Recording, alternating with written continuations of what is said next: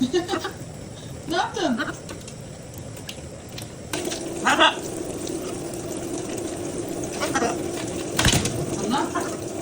Düşüyordun. Sen sus.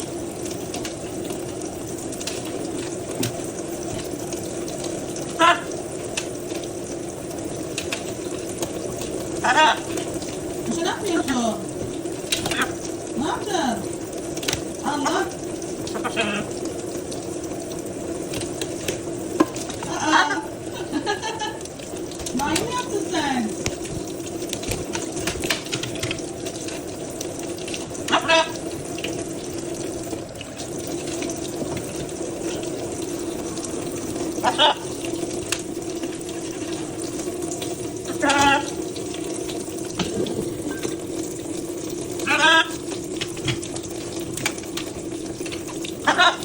Çok mutlu oldu ya.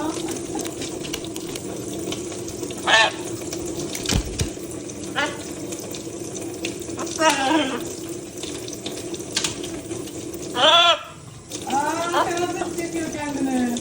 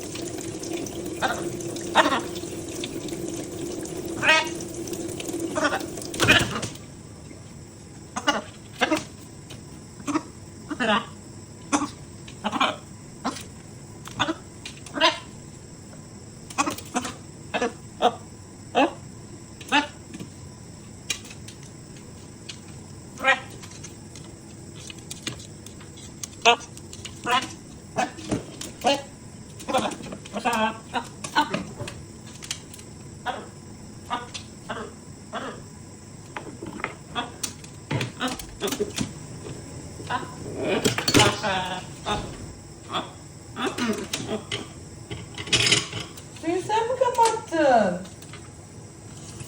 Hayır, hayır, hayır, hayır. Hayır Paşa, lütfen.